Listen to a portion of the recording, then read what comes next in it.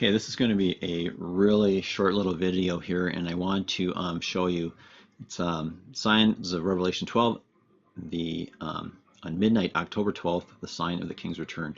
A lot of people are wondering here during the last feast, the last festival is Sukkot, and a very good case can be made that that we should be watching for the Messiah's return on Sukkot, and particularly on a particular day.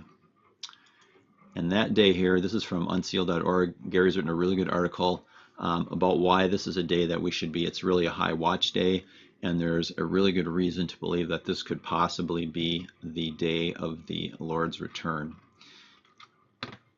Then we go over to Daniel Mattson's site, Signs of the End, and he goes through kind of the same thing, and he makes another also really good case for the Lord returning on the 8th day of Sukkot, which is this Gemini Atzeret. I'm not exactly sure how you say that, but this is the day that we'd be looking for his return. And so I was kind of wondering if the Lord is going to return, on this particular day, we should see a sign of his return. And so, I just asked God, I said, where is the sign of your return?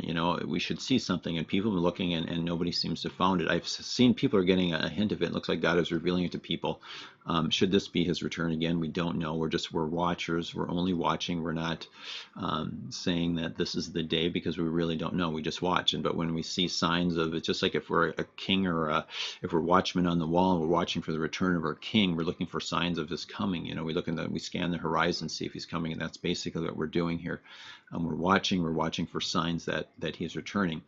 And so what I want to do is I want to talk about, I'm just going to show you the sign right away what it is. It's very obvious when you see it.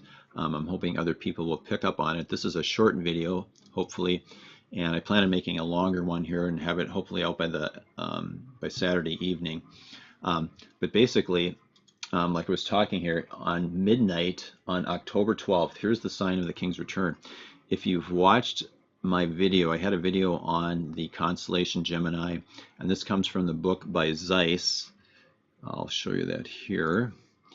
The Gospel and the Stars. You can get this. It's 99 cents on Kindle. You can have it instantly. I bought this thing on October 10th, 2014. It's a really good book, and it's amazing. This book was written in the 1800s, and it's just crazy how many things are fitting what we're seeing in the stars today. And if this is correct, what we have here, we've got the constellation Gemini, and this lower figure here represents Christ, and this represents the church or the bride. So you've got the bridegroom and the bride, and then what you have is you have the moon. We have the moon in the constellation here. Now, according to Jewish tradition, and I'll show you what, let's see here. This is a book that I've used I've got a lot of stuff from. I bought this thing last fall for like $5, November 11, 2016.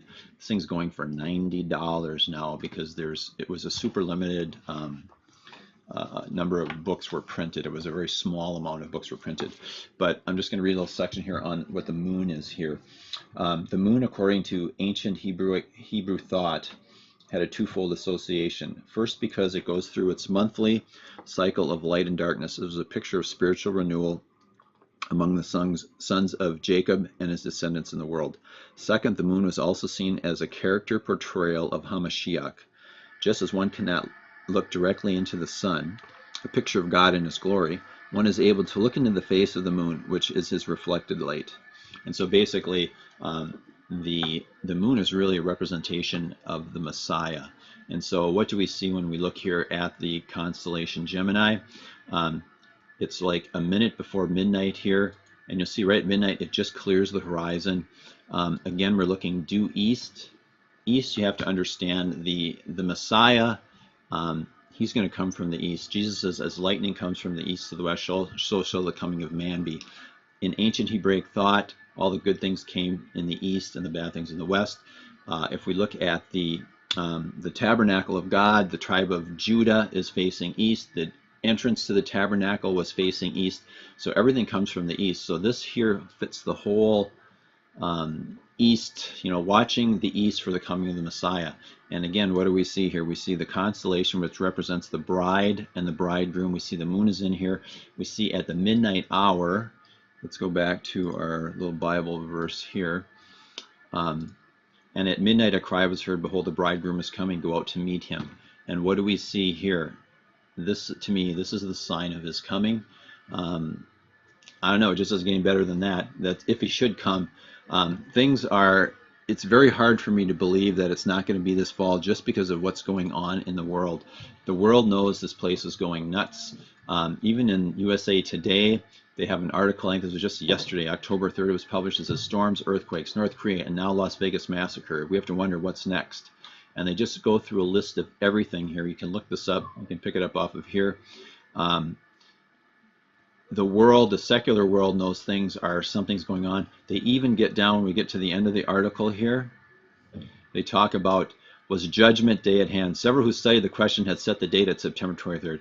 We know none of us said it at 23rd. We just said, this is a probable, this is a chance, just like this weekend is a chance that something could be going down. And obviously something is here. We now have, there's another hurricane.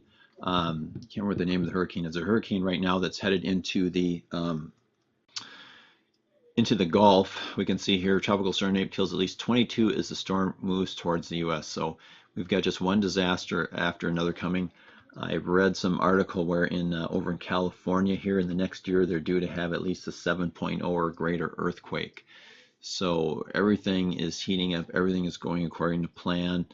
The only thing that needs really to happen here is most likely is like the rapture of the church, and it could be, it could be out of several years, but everything is kind of coming to a zenith. Everything is accelerating. Everything is heading. So it really seems like it should be this fall. Doesn't have to be, and we'll see. But anyhow, what I want to do, I'm going to make hopefully I'm going to make some more videos here, and I just want to show you like a little kind of preview of what I want to cover. What I hope to do in the next day or two is I'm going to show you where like Saturn here. I want to talk about where Saturn is headed. All the kind of like the good guy moving planets, the sun, moon, Venus, stars, those were all in this constellation. We had one character who was missing from the whole deal, and that was the planet Saturn, which represents Satan. Now, you see where Satan is? Or yes, where Saturn is here?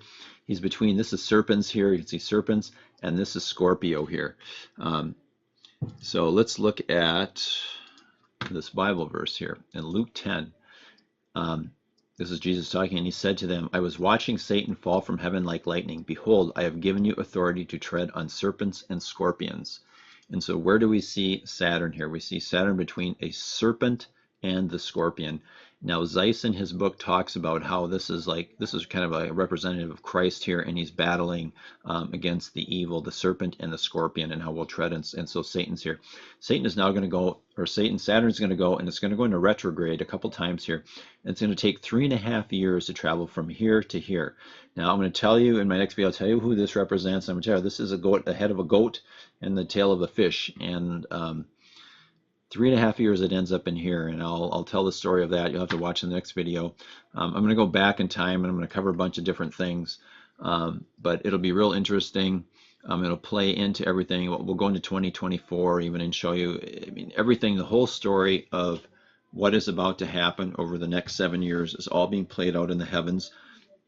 It just really comes down to a matter of when does it, how far in advance are the signs. And I have a really hard time believing the signs are more than a year or two in advance of what they represent.